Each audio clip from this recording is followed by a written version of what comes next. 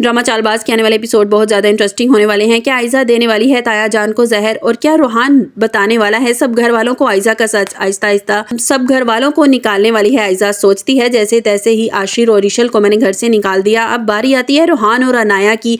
मैं इनको भी इस घर से निकालना होगा। एक तीर से अब मैं दो शिकार करूंगी, ना बचेंगे ताया अब्बू और ना ही रूहान और अनाया। जो अनाया और रूहान रोज रोज असद के कान भरते हैं ना, कहीं असद को मुझ पे शक ना हो जाए, इसलिए मुझे कुछ भी करके इनको इस घर से निकालना होगा ताकि मैं अकेली इस घर पर राज कर सकूं, मैं इस घर की अकेली मालकिन बन सकूं। असद के कान भरने वाला कोई नहीं होगा। स्टोरी बहुत इंटरेस्टिंग होने वाली है, लास्ट तक जरूर सुनिएगा और लाइक और सब्सक्राइब भी कीजिएगा। आयजा अपना शैतानी दिमाग चलाती है कि मुझे कुछ ऐसा करना होगा कि ना ताया अब्बू रहें और असद रूहान और अनाया को भी धक्के देकर इस घर से बाहर निकाल दे। इसके दिमाग में एक प्लानिंग आती है। आयजा अनाया से कहती है कि अनाया आज खाना तुम बनाओगी। अनाया खाना बनाकर कमरे में चली जाती है। आयजा किचन में आती है और अपने ताया जान के खाने में जहर मिला देती है और अनाया को बुलाती है और कहती है कि अनाया ये खाना ताया जान को देकर आओ। अनाया कमरे में जाती है और ताया जान को खाना देकर आती है। जैसे ही अनाया ताया जान खाना खाते हैं, अनाया से कहते हैं खाना अनाया आज खाना बहुत अच्छा बना था। तो अनाया बताती है कि खाना आज मैंने बनाया था।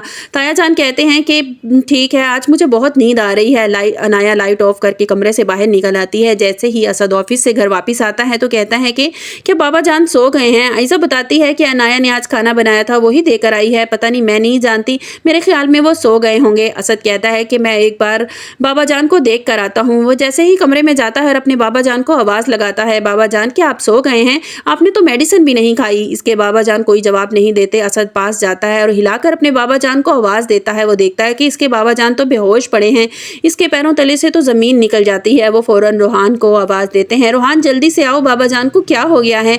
वो दोनों भाई जल्दी से बाबा को हॉस्पिटल ले जाते हैं। डॉक्टर इनका इलाज करते हैं और बताते हैं कि हम कुछ टेस्ट करेंगे, उसके बाद ही हम बता सकते हैं कि इनकी तबीयत क्यों बिगड़ी है। कुछ देर के बाद डॉक्टर आते हैं और कहते हैं टेस्ट की रिपोर्ट आ गई है, इनको जहर दिया गया था। रूहान और असद जब ये सुनते हैं तो इनके पैरों तले से तो जैसे ज़मीन निकल जाती है। वो दोनों हक्के बक्के रह जाते हैं। असद के बाबा की तबीयत बहुत सीरियस हो जाती है। डॉक्टर उन्हें आईसीयू में शिफ्ट कर देते हैं। असद रूहान पर बहुत गुस्सा होता है कि ये किस तरह हो गया। असद घर आता है और आयजा पर चिल्लाता है कि आज बाबा को खाना किसने दिया था। आयजा रोते हुए कहती है कि मैं कुछ नहीं जानती, आज खाना अनाया ने बनाया था और वही उसने ही ताया जान को दिया था। तुम्हें तो पता है ना कि आजकल मैं बिल्कुल किचन में नहीं जाती, सारा काम अनाया ही करती है। असद चिल्लाकर अनाया को आवाज़ देता है कि अनाया नीचे आओ। असद कहता है कि आज बाबा को खाना किसने दिया था। अनाया कहती है हाँ, आज बाबा ताया जान को खाना मैंने दिया था। असद कहता है कि मुझे सच सच बताओ, तुमने इस खाने में जहर क्यों डाला। अनाया रोने लगती है और कहती है भाई आप ये कैसी बात कर रहे हैं, मैं ताया जान को क्यों जहर दूंगी, मैंने ऐसा कुछ नहीं किया। असद गुस्से में कहता है कि अगर मेरे बाबा जान को कुछ हुआ ना अनाया तो मैं तुम्हें नहीं छोड़ूंगा। असद वहां से चला जाता है। अनाया रोते हुए आयजा से कहती है कि ये सब कुछ आपका किया धरा है, आपने ताया जान को जहर दिया।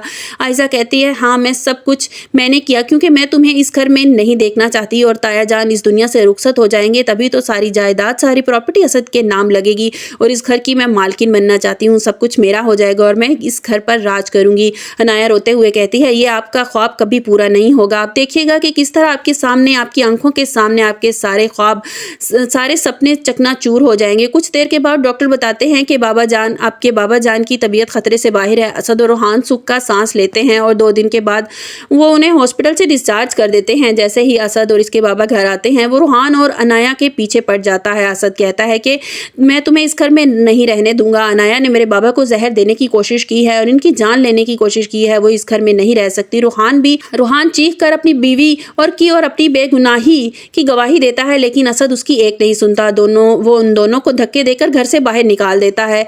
आयजा बहुत खुश होती है कि वो अकेली रह गई है अब ताया जान पर। आयजा बहुत खुश होती है कि ताया जान अब तो बच गए हैं, लेकिन अगली बार नहीं बच पाएंगे। आयजा को अपने सारे ख्वाब, अपने सारे सपने सच होते हुए नजर आते हैं। उसे इस बात से कोई फर्क नहीं पड़ता कि असद अपने भाइयों से दूर होकर कितना परेशान है, कितनी तकलीफ महसूस कर रहा है, उसको तो सिर्फ अपनी फिक्र है। आपको हमारी वीडियो कैसी लगी कमेंट्स बॉक्स में अपनी राय का इजहार जरूर कीजिएगा और लाइक और सब्सक्राइब कीजिएगा।